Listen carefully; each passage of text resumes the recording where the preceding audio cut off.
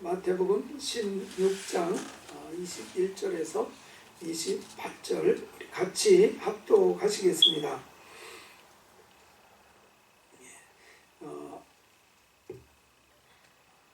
마태복음 16장 21절에서 28절까지입니다.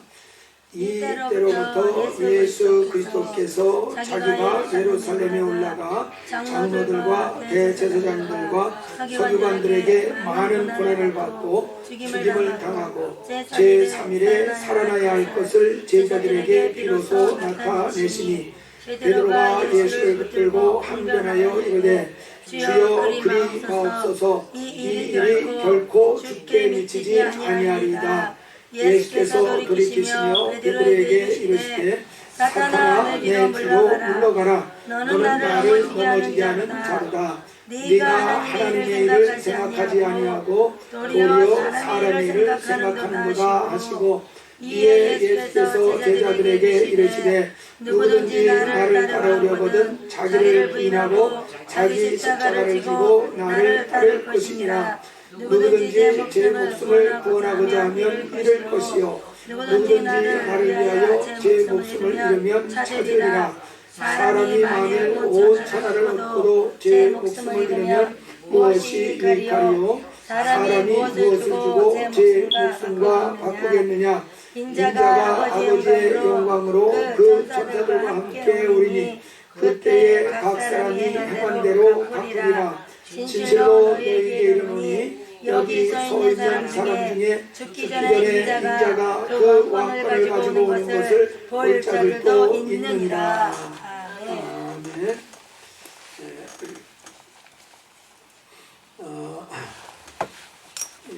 예수님께서 2000년 전에 이 땅에 이제 오셨습니다.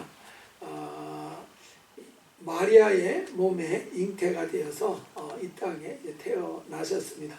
그래서 여인의 후손으로 오셨다. 이렇게 이제 성경은 표현하고 있습니다. 그래서 한 30년 동안 사생애, 그러니까 그냥 사람의 아들로서 나사렛에서 조용히 지내시고, 그리고 30세가 되었을 때 침례 요한으로부터 침례를 받고 난 다음부터 한 3년 반 동안 예수님께서 사역을 하셨습니다. 그래서 이 3년 반을 가르쳐서 우리가 공생애라고 이렇게 표현을 합니다.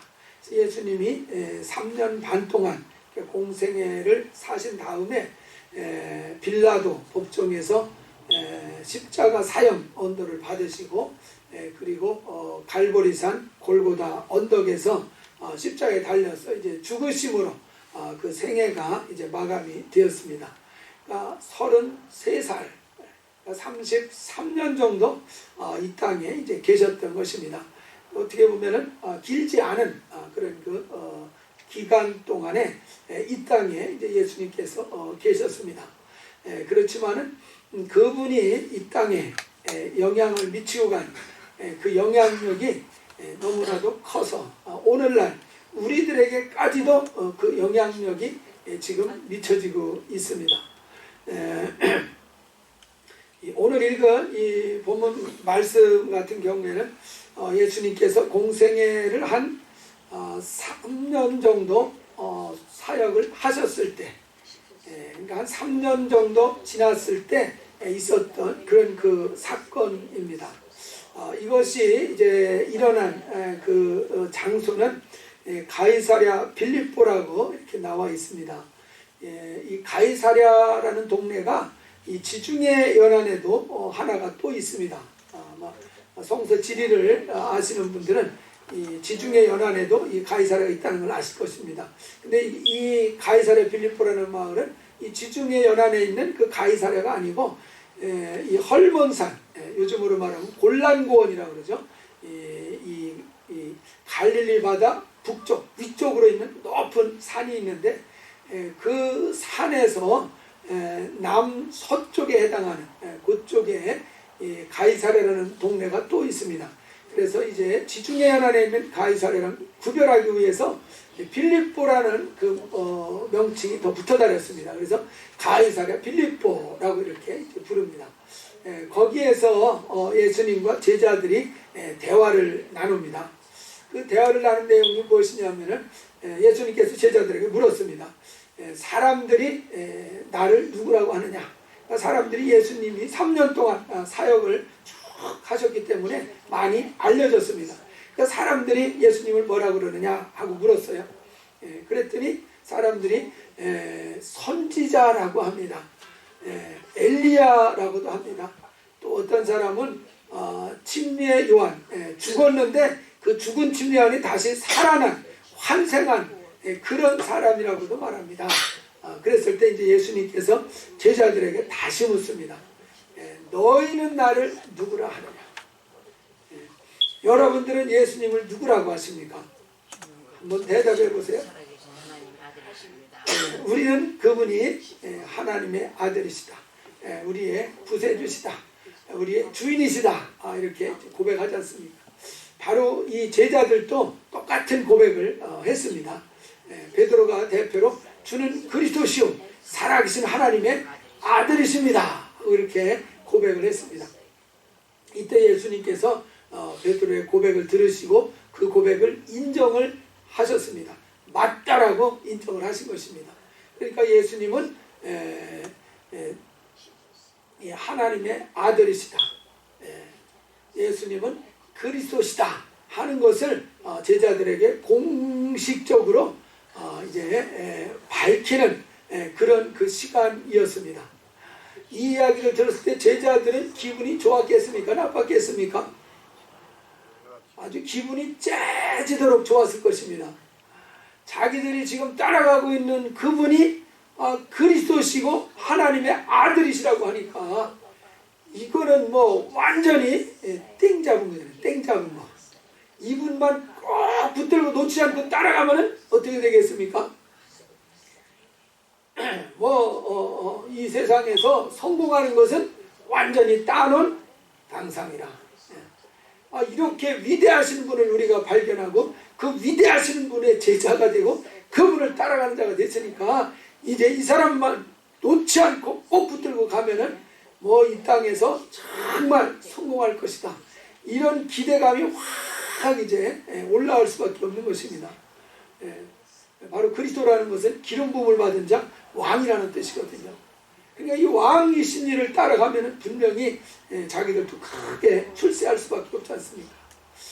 그런 기대가 잔뜩 부풀어 올라있는 상태인데 예수님께서 하시는 말씀이 완전히 그들을 이제 기대를 완전히 꺾어버리는 그런 얘기를 하셨습니다. 우리 본문 말씀이 20절에 보면은 이때로부터 예수 그리스도께서 자기가 예루살렘 올라가 장로들과 대제사장들과 서기관에게 많은 고난을 받고 죽임을 당하고 제3일에 살아나야 할 것을 제자들에게 비로소 나타내셨다. 그러니까 처음 예수님께서 죽으실 것이라는 것에 대한 이야기를 하셨다는 것입니다.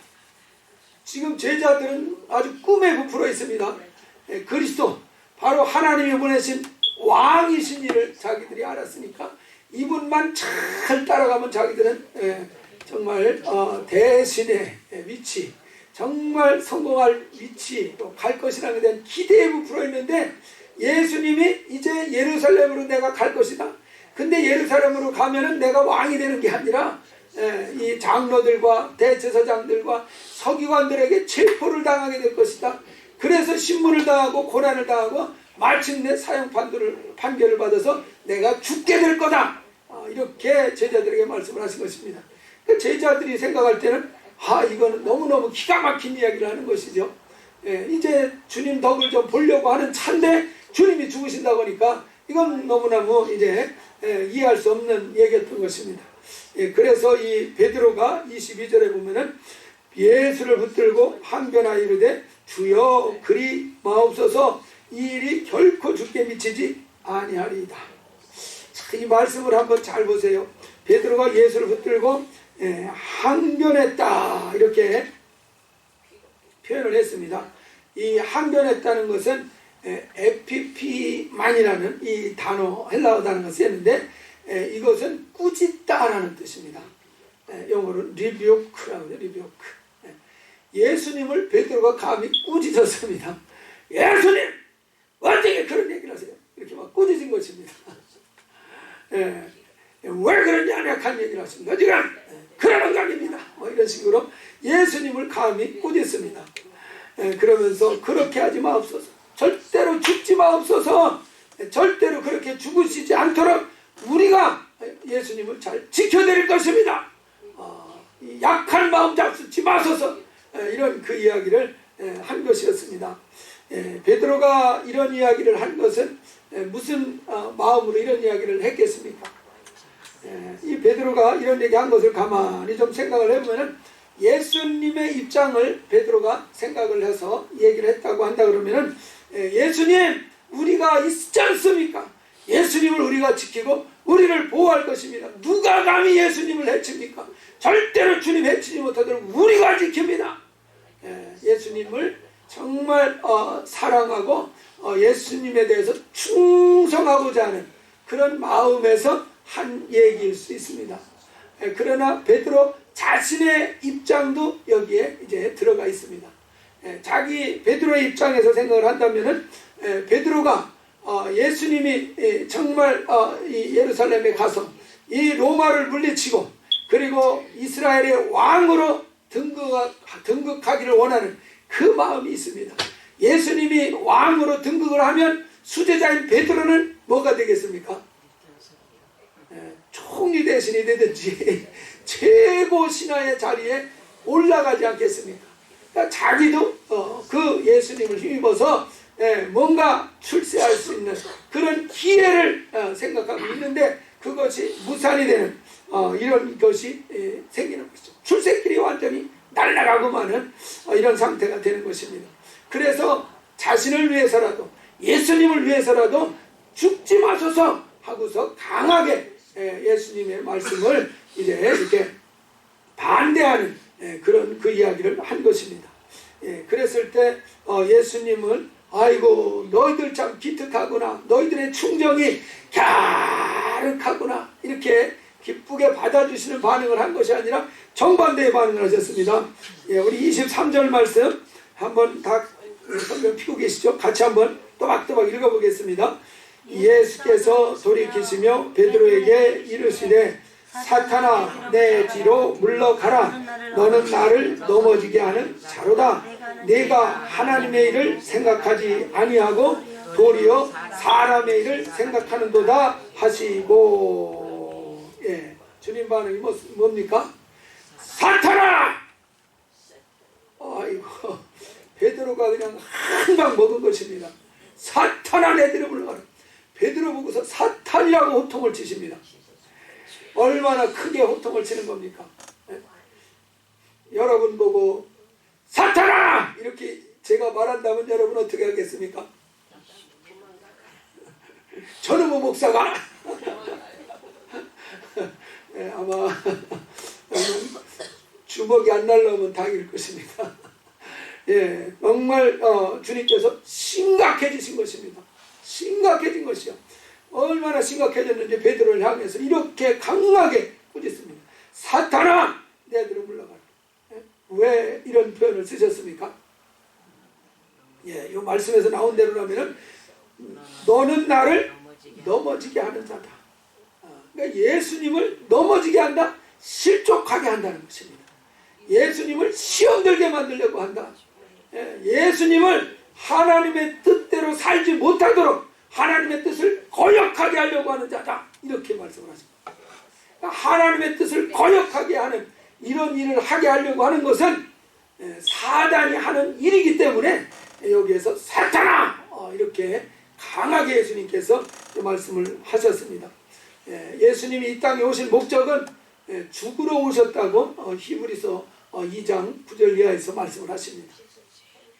그분은 죽으러 오셨다는 것입니다. 그것이 하나님의 뜻이라는 것입니다.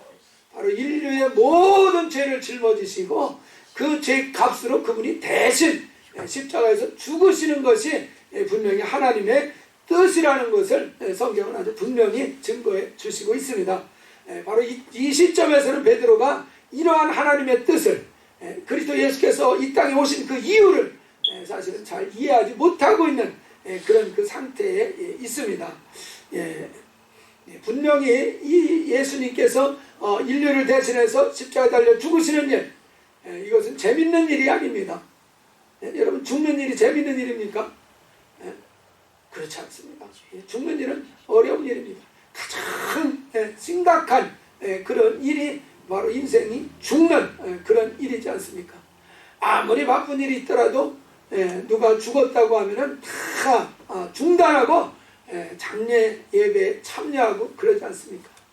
이 죽음이라는 것은 인생에 있어서 어떻게 보면 가장 중대하고도 심각한 그런 그 과제, 문제일 것입니다. 근데 이 예수님은 그 일이 쉽겠습니까? 그렇지 않습니다. 사람이 되셨기 때문에 사람하고 똑같은 그런 그 부담을 분명히 가지셨을 것입니다. 그것을 분명히 알 수 있는 것은 예수님이 잡히셔서 죽으시기 전날 밤에 겟세마네 동산에서 기도하십니다. 그 기도가 얼마나 정말 심각하고 그 기도가 얼마나 진지한지 땀이 막 쏟아지도록 기도를 했다는 것입니다. 여러분, 땀이 막 쏟아지도록 기도해 본 적이 언제십니까? 그냥 그냥 몇 분 조용히 기도하는 것 이런 거 말고 정말 땀이 막 쏟아나도록 몸부림치면서 기도해 보신 것이 언제십니까? 금요 기도에 나오시기 바랍니다. 금요 기도에 나오시면 이렇게 땀나게 기도를 합니다. 땀이 나도록 막 기도를 해요. 외치면서 기도하기 때문에. 그래서 이 주님께서는 이 땀이 솟아나도록 더 땀이 막 이제 변해서 핏방울이 되도록 땀이 다 빠져나가면은 땀구멍에서 피가 솟아나는 일들이 생긴답니다. 생리학적으로. 그러니까 얼마나 땀이 다 솟아서 땀이 다 빠져나가고 피가 다 정말 나올 정도로 몸부림치며 기도했습니다. 주님이 정말 원하시면은 이 잔을 내게서 옮기시옵소서. 죽음을 옮겨달라는 얘기는 죽지 않도록 해달라는 얘기죠. 그러나 내 원대로 마옵시고 아버지의 원대로 되기를 원하나이다. 이 죽음이라는 것을 자기가 감당하기 위해서 땀방울이 핏방울이 되도록 몸부림치면서 기도를 하셨습니다. 그만큼 이 가는 길이 쉬운 일은 아니라는 것을 보여주고 있습니다. 여기에서 이런 그 상황에서 베드로가 죽지 마소서 하고 이렇게 막 가로막으니까 이거는 예수님을 막 마음을 굉장히 이렇게 유혹하는 그런 그 말이 되어질 수 있습니다. 정말 베드로의 어떤 충정어린 마음일 수는 있겠지만은 인간적인 차원에서 이렇게 충정어린 정말 사랑으로 동정해주는 그런 그 표현이기는 하겠지만은 그것이 하나님의 뜻을 거역하는 그런 결과를 가져오기 때문에 예수님께서 아주 단호하게 사탄아 내들은 물러가라 이렇게 이제 말씀을 하셨습니다. 우리가 이렇게 인간적으로 참 동정해주고 뭔가 감싸주는 이런 것들이 때로는 하나님의 뜻을 거역하게 만드는 경우도 있을 수가 있겠습니까? 충분히 그럴 수 있습니다. 예를 들어서 부모가 자식을 키울 때 자식의 모든 것을 다 그냥 일거수일투족 다 모든 걸 다 해준다. 자식을 너무 사랑하기 때문에 자식이 옷을 입으려고 그러면 내가 옷 입혀줄게. 자, 오른손 껴라, 왼손 껴라. 발도 양말 신으려고 내가 양말 신겨줄게. 양말, 오른발, 왼발. 가방 메고 가려고 가방 무겁지 내가 들어줄게. 들어주고 모든 걸 다 이렇게 사랑으로 감싸주고 위해주면은 그 자식이 커서 부모에게 이렇게 사랑을 해주셨으니까 그 부모에게 정말 보답을 하기 위해서 열심히 효도할 것 같습니까? 아니라는 대답이 바로 나오네요. 어떻게 하셔요? 오히려 더 애가 스포일이 돼가지고 커서도 뭘 기대합니까? 그렇게 해주기를 계속 기대를 하는 겁니다. 그렇게 해주기를 계속 기대를 하는 것이고 그렇게 안 해주면 삐져요, 이제 자식들이. 그래서 관계가 완전히 깨뜨려지는 이런 그 문제가 생긴다는 것입니다. 그렇지 않으면 이 자식이 아무것도 자기가 해본 적이 없기 때문에 커서는 굉장히 나약해집니다. 무능해지는 것을 봐요. 저도 좀 그런 면에서 한 가지 좀 그 부족한 것이 있는데요. 요즘에 한국에서도 그런 말이 유행을 하더라고요. 결정력 장애 증후군이라고. 결정력 장애군이 있다는, 장애가 있다, 결정력 장애. 그래서 예를 들어서 옷을 사러 가서 너 어떤 옷 살래 골라 그러면 아우 나는 못 골라. 아무거나 그냥 어울린다 생각하는 거 골라줘 그러잖아요. 음식 먹으러 식당에 가서도 뭐 드실래요? 그냥 아무거나 여기서 맛있는 거 아무거나 시켜줘요. 다 맛있어요 나는. 이러면서 뭔가 자기 거 고르는 걸 못합니다. 왜 이런 일이 생겼을 것 같습니까? 왜 이런 결정력 장애가 생겼겠어요? 부모가 다 결정을 해준 겁니다. 너 이거 먹어. 너 이 옷 입어. 그냥 부모가 다 갖다 준 것입니다. 그러다 보니까 자기 마음에 들고 자기 생각대로 판단해서 자기가 움직이는 거. 뭐 실수할 수도 있지 않습니까? 아이고 이거 사서 가져와 보니까 마음에 안 드는 거 많죠? 옷 같은 것도 입어볼 때는 참 마음에 들었는데 집에 가져와서 입어보려니까 이게 마음에 안 드는 경우 있어요. 아이 내가 잘못 샀네. 뭐 그런 경우도 있지 않습니까? 실수하는 경우도 있어요. 근데 어려서부터 실수하기도 하고 그러면서 자기가 하고 싶은 대로 할 수 있는 이런 그 기회를 주는 것입니다. 요즘 며느리는 저희 며느리도 참 이 부분은 기특하다 생각해요. 이 꼬맹이한테도 뭐 할 건지 계속 물어봐요. 내가 볼 땐 걔가 뭘 한다고 물어보나 싶을 정도예요. 이제 젓가락질을 돌진하니까 젓가락질을 배우려고 그러니까 젓가락을 사다 준대요. 근데 젓가락을 사러 가가지고 이 모양 저 모양 몇 개 갖다 놓고 네가 골라라 그러는 거예요. 아예 애들 보고 뭘 고르라 그러니까 제가 보기에 좋은 거 갖다 주면 되지. 근데 그게 아닌 거예요. 젓가락 가게 같이 데리고 가가지고 젓가락 놓고 네가 마음에 드는 거 골라라 이러는 거예요. 그러니까 애가 그 중에 하나 덜컥 짚는 것이요. 예 잘했어 이러는 거예요. 야 그거 참 지혜롭다고 생각이 들었어요. 그때부터 뭔가 자기 생각을 갖고 고르는 방법을 잘 훈련시켜줘야 나중에 가서 이 결정력 장애가 안 생긴다고요. 순간순간마다 빨리빨리 결정해서 자기 길을 책임성 있게 주체적으로 잘 갈 수가 있는데 그렇지 않고 옛날에 저희들은 뭐 물론 여러 가지로 뭐 사실 없어서 그런 면도 있었겠죠. 뭐 없어서 뭐 좀 여유가 있어야 이것이냐 저것이냐 고를 선택의 여지가 있지. 없는데 무슨 선택의 여지가 있습니까? 야 너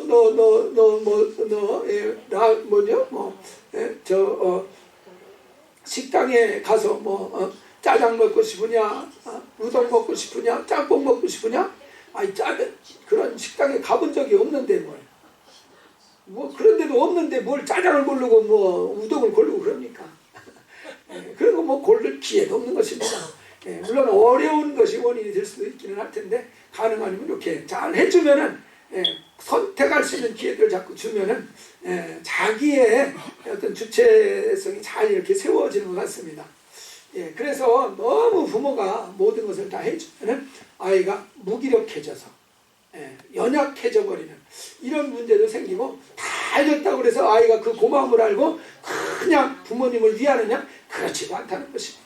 오히려 그냥 굴리고 하나도 안 해줘야 그 아이가 오히려 더 그냥 능력 있게 유능하게 잘 커가지고 그 유능하니까 부모도 잘 이렇게 여유 있게 섬겨주는 그런 일이 가능해지는 경우도 있더라고요. 그래서 우리가 인간적으로 무조건 동정하는 것이 다 좋은 거 아니라는 것을 그런 데서 잘 알 수 있습니다. 우리가 이제 예배 끝나고 식사한 뒤에 성경 공부를 합니다. 제 마음 같아서는 밥 먹고 나면 졸려요 안 졸려요? 졸리잖아요. 이제 좀 쉬고 싶은데 또 붙들어 놓고 성경 공부. 인간적으로 생각할 때는 야 오늘 하지 말고 가자 이렇게 하면 멋있을 것 같아요. 그런데 인간적으로는 참 좋은 것 같지만은 그러나 영적으로 생각할 때는 그것이 꼭 좋은 것만은 아니라는 것을 잘 이해해 주시기 바랍니다. 꼭 좋은 것만은 아닙니다. 여기서 어쨌든 예수님이 강하게 사탄아 내게로 물러가라 이렇게 이제 꾸짖는 일을 했습니다. 이 말이 여러분 과장된 말씀이겠습니까? 아니면 실제 상황을 그대로 말한 것이겠습니까? 실제 상황입니다. 베드로 안에 사단이 들어와 있는 상태라는 것입니다. 베드로 안에 사단이 들어와 있다. 우리가 요한복음 13장 1절에 보면은 마귀가 가룟 유대에게 예수를 팔려는 무엇을 넣었습니까? 생각을 넣었다 그랬습니다. 팔려는 생각을 넣었다. 그리고 그 생각을 가룟 유다가 접수합니다. 팔자 하고 결단하고 접수합니다. 그러니까 마귀가 그 안에 들어가 버렸습니다. 사도행전 5장 1절 이하에도 보면은 아나니아 삽비라 부부 이야기가 나옵니다. 이 아나니아 삽비라가 자기들이 가지고 있는 재산 밭을 팔았습니다.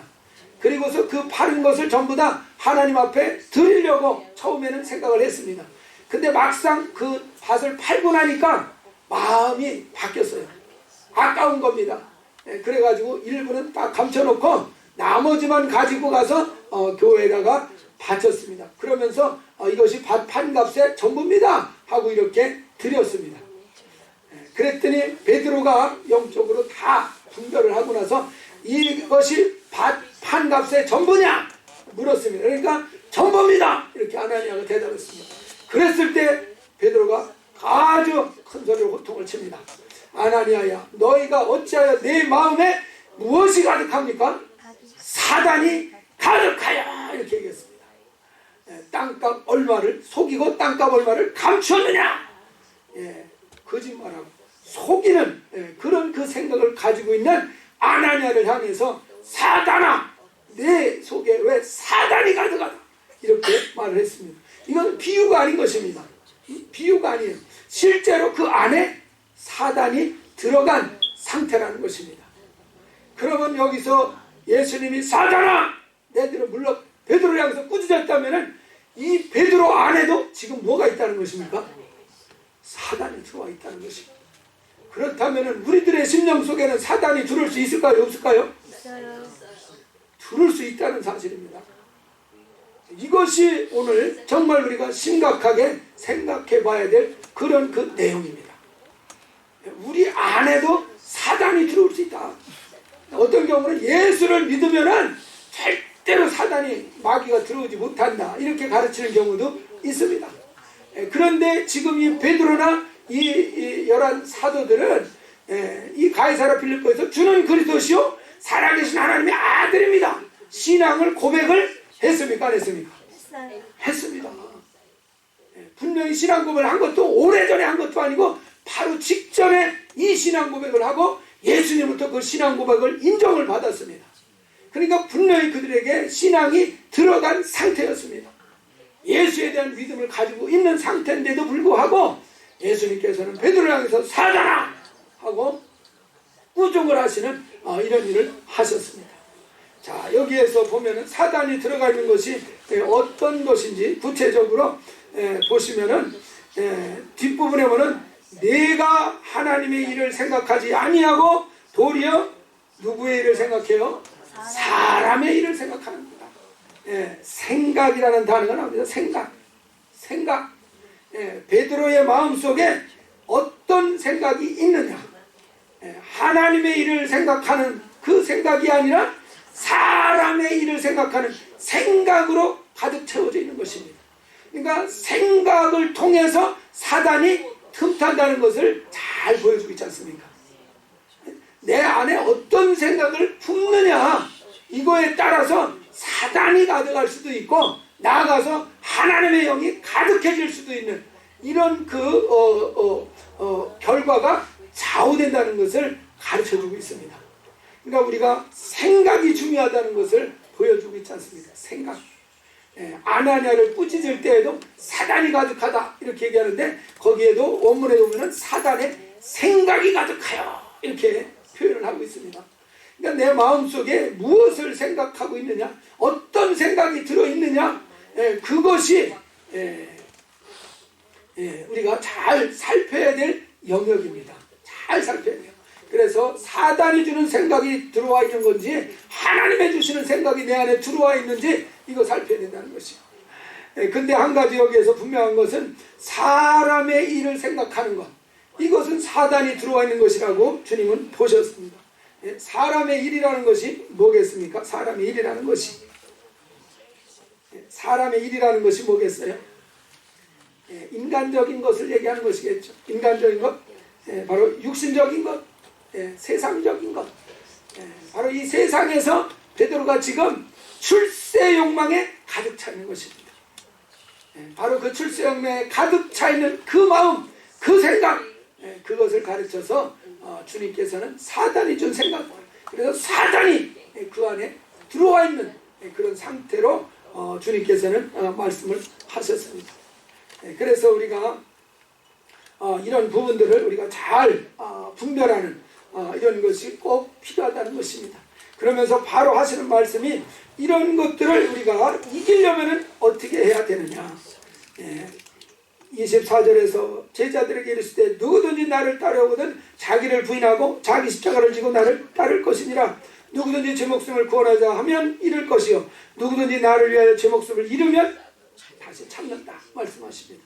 그러니까 이런 사람의 생각을 통해서 마귀가 우리에게 들어오는 이런 것들을 물리치고 예방하려면 어떻게 해야 된다는 것입니까? 이런 생각 가지고는 절대로 주님 따라갈 수도 없다는 얘기죠. 그러려면 자기를 어떻게 해야 돼요? 부인을 하라. 자기를 부인해라. 자기의 입장, 자기가 유리하고 불리하고 자기의 어떤 자존심 그런 거 있지 않습니까? 한마디로 말하면 옛사람 이런 것들은 부인을 해라. 그리고 자기 십자가를 지고 아주 십자가에 자기를 못을 박아라 이렇게 말씀하십니다. 그래서 바울 같은 경우는 갈라디아서 2장 20절에서 내가 그리스도와 함께 십자가에 못이 박혔다 고백을 하고 있습니다. 이 고백이 우리의 고백이 될 수 있기를 바랍니다. 이렇게 하지 않고서는 주님을 따라갈 수가 없다라는 것입니다. 왜냐하면 사람의 생각이 끊임없이 들어와서 그 사람을 끌고 가거든요. 그렇게 되면 절대로 하나님의 뜻을 따라가는 것이 이루어지지 못한다 말씀하십니다.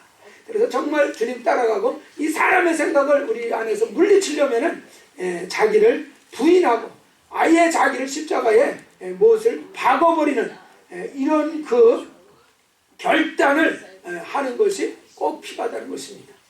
그래서 자기 목숨을 구원하고자 하면 자기는 다 잃어버릴 것이다. 그러나 주님을 위해서 이렇게 자기를 부인하고 자기 십자가를 지는 일을 한다면 이건 다른 말로 하면 헌신하는 것과 마찬가지입니다. 헌신을 한다면 주님께 드려버린다면 그런 사람은 반드시 찾을 것이다 이렇게 말씀합니다. 그러면서 28절에서 하시는 말씀이 사람이 만일 5천을 얻고도 제 목숨을 잃으면 무엇이 유익하리요 사람이 무엇을 주고 제 목숨과 바꾸겠느냐 말씀하시죠. 온 천하 이 세상 전부를 얻는다. 이 세상 재물을 다 내 것으로 얻으면 여러분 좋아요 나빠요? 좋아요. 할렐루야. 이 세상 모든 재물을 내 것으로 얻는다. 천하를 다 얻는다. 나쁠 거 없겠죠. 그런데 여기에서 하시는 말씀이 내 목숨을 잃으면 무엇이 가겠느냐. 여러분 이 세상 것을 다 얻으려면 내 마음의 관심사가 이 세상에 온통 쏠려 있지 않고서는 이 세상 것을 얻는 일이 불가능합니다. 맞습니까? 뭘 하려면 마음을 집중해야지 한 가지라도 하죠. 정신일도 하사불성이라 기억하십니까? 정신을 한 곳에 집중을 하면 못 이룰 것이 없다. 세상에서도 이렇게 가르치지 않습니까? 그러니까 정신을 집중해야 돼. 생각을 한 곳에 집중해야지 그것을 이룰 수가 있습니다. 세상 천하를 얻으려면 세상의 마음을 집중하지 않고서 절대로 얻을 수 없습니다. 세상을 관찰해야 되고 세상이 어떻게 돌아가는지 원리를 찾아야 되고 그것을 얻으려면 내가 무엇이 필요한가? 이거 세상에 대해서 집중을 해야만 그것을 얻을 수가 있습니다. 그렇게 세상에 집중을 하다 보면은 내 생각이 세상에 빼앗길 수밖에 없죠. 그래서 여기에서 하시는 말씀이 내 목숨을 잃어버리면은 너에게 사실 아무 유익이 없다 말씀하십니다. 여기서 목숨을 잃는다 그러니까 이 육신의 목숨 이것을 생각하기가 쉬운데요. 이 육신의 목숨이 아니라 여기에서는 이 푸시켄이라는 말을 썼습니다. 푸시켄. 푸시케라는 말이 무슨 뜻인지 아시죠? 푸시케가 뭡니까? 푸시케. 이 몸은 소마 그런 것이 이제 몸이라는 뜻입니다. 근데 푸시케라는 것은 혼이라는 뜻입니다. 혼. 소울이라는 뜻이에요. 소울. 그래서 내 혼을, 소울을 잃어버리면은 내게 아무런 유익이 없다. 이렇게 말하고 있습니다. 이것에 대해서 쉽게 이해할 수 있도록 예수님께서 누가복음 16장에서 그 비유를 들어서 말씀하셨습니다. 부자와 거지 나사로 얘기입니다. 이 부자는 온 세상은 아니지만은 온 세상의 많은 부분을 이제 취할 수 있는 그런 그 축복이 있었습니다. 반면에 나사로는 이 세상에서 아무것도 얻은 것이 없었습니다. 그래서 이 부자의 문가래에서 구걸하면서 집두절도 없이 지내는 이런 그 상태에 있었습니다. 그런데 이들의 삶이 영원토록 이 땅에서 지속되는 것이 아닙니다. 시간이 지나서 부자도 죽고 나사로도 죽었습니다. 그랬을 때 부자는 죽어서 어디로 갑니까? 음부로 들어갑니다. 나사로는 죽어서 어디로 갑니까? 아브라함의 품으로, 낙원으로 들어갑니다. 그러니까 이 죽은 이후에 부자의 영혼은 음부로 들어간 것이고, 이 거지 나사로의 영혼은 어디로 들어갔습니까? 낙원으로 들어간 것입니다. 이제 이 음부로 들어간 부자의 영혼은 어떻게 되겠습니까? 불꽃 가운데서 영원히 고난 가운데, 고통 가운데 처하게 될 것입니다. 낙원으로 들어간 이 거지 나사로의 영혼은 어떻게 되겠습니까? 영원히 낙원에 머물면서 천국에 들어가서 그 천국의 기쁨을 누리며 살게 될 것입니다.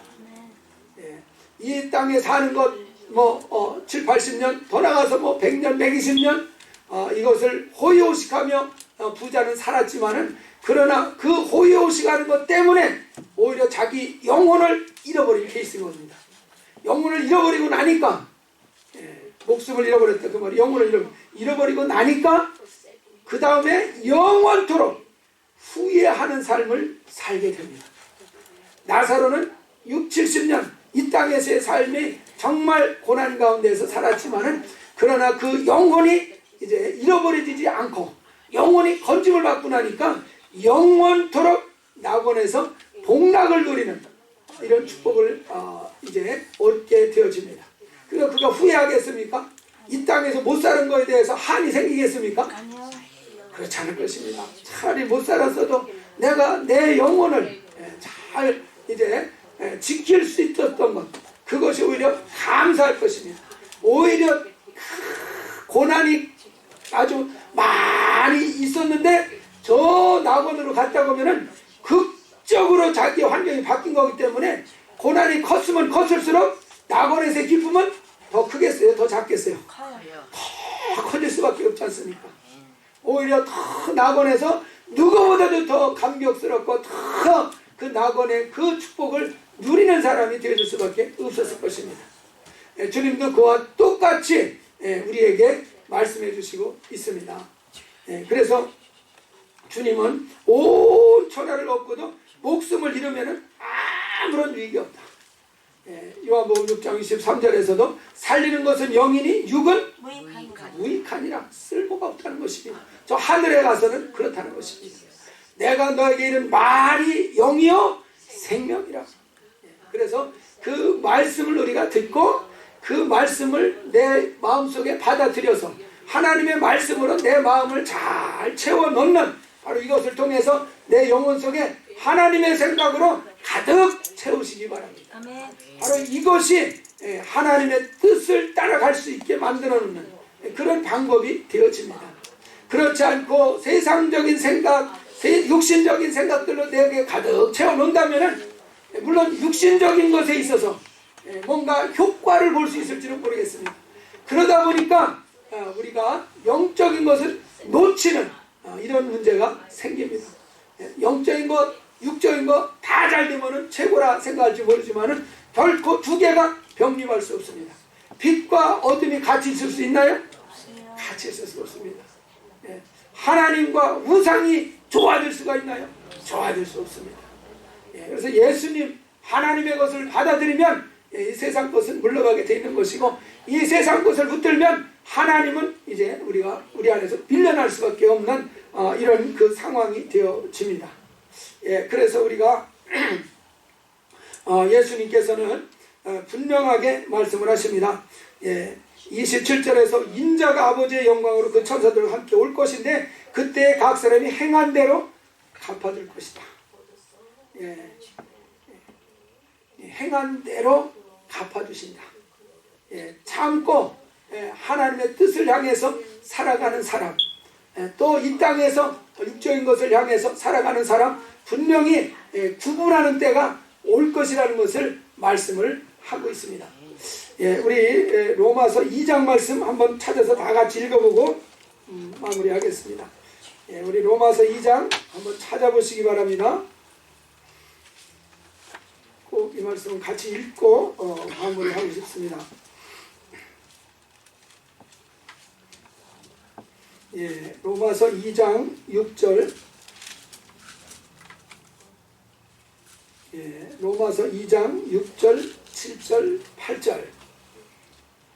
예, 같이 한번 읽겠습니다. 하나님께서 각 사람에게 그 행한 대로 보응하시되 참고 선을 행하여 영광과 존귀와 썩지 아니함을 구하는 자에게는 영생으로 하시고 오직 당을 지어 진리를 따르지 아니하고 불의를 따르는 자에게는 진노와 분노로 하시리라. 아멘. 악을 행하는 각 사람의 영에는 환난과 공고가 있으니 먼저는 유대인에게요 그리고 헬라인에게며 선을 행하는 각 사람에게는 영광과 존귀와 평강이 있으니 먼저는 유대인에게요 그리고 헬라인에게라. 이는 하나님께서 외모로 사람을 취하지 아니하심이라. 이 선악간에 심판하시는 심판의 일을 누가 하시겠다는 것입니까? 하나님이 누구를 통해서? 예수 그리스도를 통해서 하십니다. 예, 그래서 우리가 읽은 그 본문 말씀에서 보면은 인자가 하나님의 영광을 가지고 이 땅에 오셔서 각 사람의 행한 대로 갚으시리라. 그래서 예수 그리스도께서 다시 오셔서 이렇게 각 사람의 행한 대로 심판하시는 일을 분명히 하시게 될 것입니다. 바로 이때에 우리가 성령을 위해서 심는 자, 정말 영을 따라서 산 그런 그 사람으로 주님 앞에 인정을 받아서 하늘의 영광 가운데로 다 나아갈 수 있는 복된 인생이 되시기를 주의 이름으로 축원합니다. 아멘.